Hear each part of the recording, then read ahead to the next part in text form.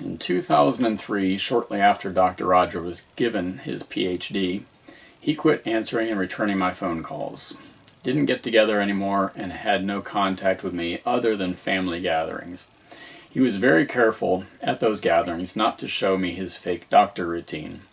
This routine was something that he was using all the time and constantly working to perfect it, mostly on women on dating sites, but also at the bank or any interactions with people.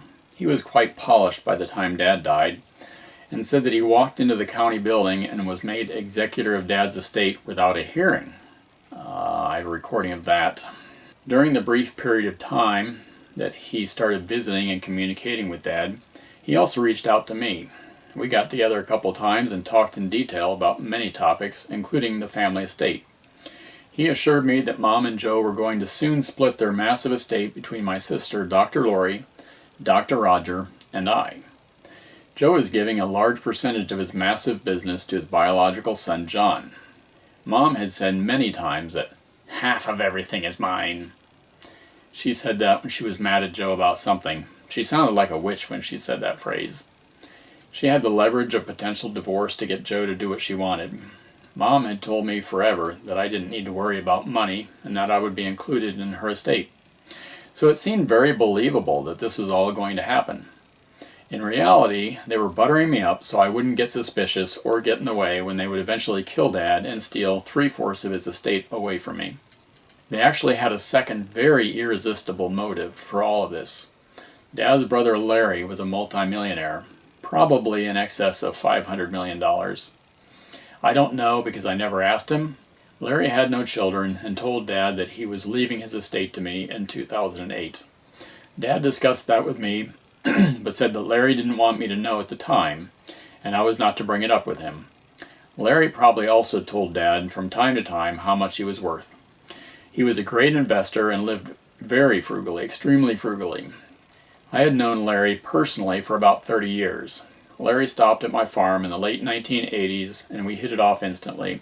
I was working at making around $60,000 per year and living in a mobile home that I paid $500 for. I still have the original receipt for it with the seller's name on it. The seller was about my age and is probably still alive, so that can be verified. It needed a lot of work, but I worked on it steadily over time. I lived very frugally, eating about $7 in food per week and heating the mobile home with a kerosene heater when I was home in the evening for about $5 in kerosene per week during the really cold months. Larry and I shared our ideas and tips on frugal living. I visited him many times at his place over the years, and he visited me twice a year for over 30 years until Dad died. I never saw him again after Dad died. He only answered 2 or 3 calls from me after that and didn't want to get together anymore. That was uncharacteristic of him. He had been dealing with prostate cancer for a while before Dad's death. That obviously put much more urgency on my family killing Dad as soon as possible. I doubt that Dad ever told Larry that Roger and Lori were estranged from him. He was probably embarrassed about that. Several times when Dad, Larry, and I got together for dinner, Larry would ask, "Where's Roger?" Dad's only answer was that he called, invited Roger, and left a message, but he hadn't heard anything back. Mom is very cunning and thinks things through very thoroughly. If they were to contact Larry before Dad was dead and start telling him lies about me, Larry would have definitely called Dad to verify what would have sounded unbelievable to him. There are many more details about Larry that I will get into later.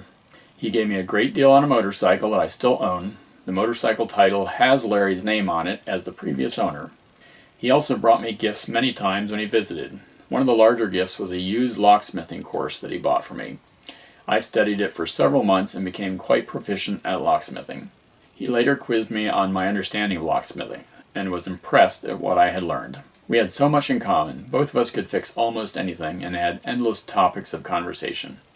I miss him almost as much as I miss Dad. I don't really know where to put these next few topics, so I'm just going to put them here. So, this is way back when Mom kicked Dad out. This is Dad's last nights at our house. For 3 nights in a row, Mom forced me to sit on the couch and watch as she verbally degraded Dad in every way possible. She had put my sister and brother to bed and given them enough time to fall asleep. My orders were to sit on the couch and not move. These fights were intense. and seemed to last for 20 or 30 minutes. Mom called Dad lazy and worthless and complained about all the projects she wanted done around the house. Dad didn't make enough money, and on and on. Dad did nothing but try to defend himself. He worked 5 to 6 days per week, more than full-time, and said that when he got home he was tired and didn't have the energy to do painting and the other projects that she demanded be done. I remember clearly Dad playing with us, 3 kids, most evenings after dinner. I would like to put together a proper undistorted eulogy for Dad. Dad handed over his paychecks to Mom and let her handle the finances without questioning what she was buying and doing. Before Mom kicked Dad out, we were a happy family. I never saw any kind of alcohol in the refrigerator or anywhere else in the house. It was a luxury that Dad was not afforded. Dad got very little for himself. Occasionally, Mom gave Dad a little money to buy a tool or something he needed. The only time I saw Dad drink a beer was at Mom's parents' house. My grandfather gave Dad a beer before dinner, and he and Dad drank a beer together. That's the only alcohol that I ever remember my father drinking before Mom kicked him out. This is important because Dad became an alcoholic later in life. I have heard that Mom complains that Dad was an abusive alcoholic, and that's why they got divorced. That was completely untrue. Dad was absolutely in love with Mom and us children, and did his best to take care of us. Mom complains in one of the recordings that Dad didn't pay for the house and didn't pay child support. That is completely untrue. Dad bought the house and gave Mom all the money to pay for the house before she kicked him out. He continued to give her more than enough child support to pay for the house and take care of us children until long after my sister and I graduated from high school. I'm sure that Dad was very stressed about all this fighting. He probably stressed about it at work and didn't sleep well in the evenings after the first 2 nights of badgering by Mom. By night 3 of making me watch while she beat Dad up verbally, she had Dad extremely upset, and after about 10 minutes of intensely degrading him, she swung her arm back and slapped Dad in the face. Dad's head turned painfully about halfway around, and he lost his balance. When he got back up, he lightly slapped her back. It wasn't even a hard slap. It almost made no sound, and nothing compared to what she did to him. She immediately started crying intensely and ran into the bedroom, slammed the door, and told Dad to get away. I remember clearly that her reaction seemed very exaggerated. I sat on the couch for several minutes while Dad apologized through the door and begged for her to forgive him. He gave up and told me to go to bed. I also remember clearly being afraid to move off the couch because Mom had not given me permission to get off the couch yet. Dad assured me that it would be okay to go to bed and that he needed to sleep on the couch so he could work the next day. I remember looking into my sister and brother's room on the way to bed and seeing them asleep and wondering how they could have slept through all of that. Mom had Dad's things packed up and already had an apartment for him the next day. Looking back, she unquestionably had already found the apartment and made sure it was cheap enough that Dad would be able to pay his child support. I imagine her story to her parents was something like Dad was abusive and hit her, and that Stephen saw the whole thing. But don't ask him, because he took it pretty hard. And that proves Mom's story and protects her from ever getting caught. Several years later, when Lori was about 13 years old, she had a huge 2-day temper tantrum when we arrived at my grandparents'. We would go to my grandparents for 2 to 3 months every summer. They would take care of us while Mom was doing who knows what. I'm sure she was dating lots of men because she always had a new boyfriend when we came home. So, Lori told my grandparents several times that she hated them. Mom insisted that Lori be flown home immediately. My grandmother was very distressed over this. Mom wanted my grandmother to pay over $800 for a plane ticket home. That was a lot of money back then. For reference, my first car a few years later cost me $300. Lori was flown home the next day. 2 months later, when my brother and I got home, there was a lot of evidence that my sister had had a party at our house. Several items were missing. The next time I saw my grandmother, I told her about that, and she said, "Stephen, you stop your lying." I was absolutely amazed at how effective Mom's pre-programming was. My grandmother never complained about me lying and never caught me lying.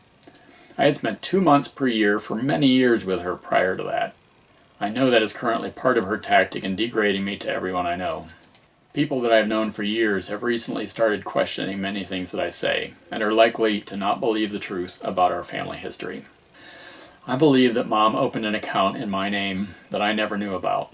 This would have been easy for her to do, as she worked in banks for many years, and had my Social Security number and other information.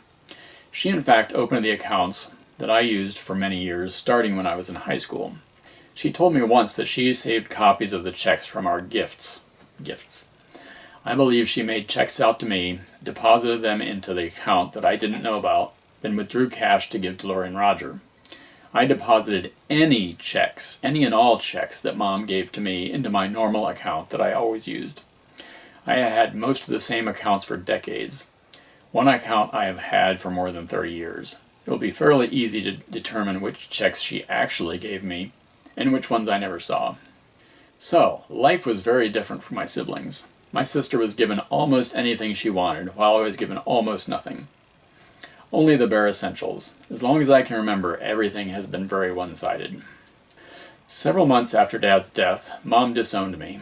The tremendous amount of work was done at Dad's. They had already ruined my relationship with my Uncle Larry, and she was ready to disperse her portion of their massive estate to her other 2 children.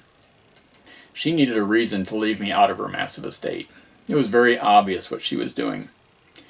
She, Dr. Roger, and I were in her garage getting ready for one of the last garage sales to sell off the rest of the items from Dad's estate.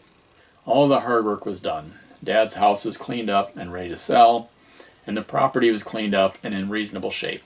She had hurt her back, working hard enough to do Dr. Roger's work as well as her own, and couldn't even stand up straight.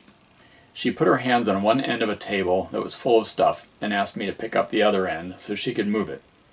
I had my hands on the table and was ready to move it. About 3 feet from her was Dr. Roger, towering over her and playing with his phone. I had been extremely cordial to Roger over this entire ordeal and had bent over backwards accommodating his crazy requests. I just couldn't take it anymore. I told Roger quite gruffly to pick up the other end of the fucking table. Mom was looking for a reason to disown me and decided that was the time. She started yelling at me, told me to get off of her property, and that I was no longer her son. No other confrontation. Anything else they claim happened was made up. It was an excuse. I know exactly what that meant. She could now leave me out of her estate and just divide it between Dr. Roger, who never had a full-time job, and her daughter, Dr. Lori, who was horrible at managing money. I was then cast out of the family. She had always been insistent on doing my taxes and managing my investments. She had done a horrible job with my investments. So, near the end of 2017, I tried to get Mom to turn over my investments to me. She gave me a bunch of excuses, as she always has when I tried to manage my investments. In December of 2018, I tried again. I have a recording of that conversation. I confronted Mom about many of the inequalities we had growing up. Dr. Lori and Dr. Roger were given good, reliable cars. They were given condos and all expenses paid for college. Neither one of them worked in college. Mom gave me her old broken-down station wagon when I started college. It broke down on me twice. Once on the way to classes, so I missed a day's worth of classes, and again on the way to my chemistry final exam. I had worked so hard to prepare for that exam, and the instructor gave me no chance to make it up. My chances for medical school were gone with a failing grade in chemistry. I gave her the car back to Mom and told her I can't keep that broken-down old car running anymore. She gave me nothing for it, and no help with vehicles for the next year and a half of my college days. Following are some clips from that conversation, where I am trying to get control of my investments and confronting Mom about several of the larger inequalities growing up.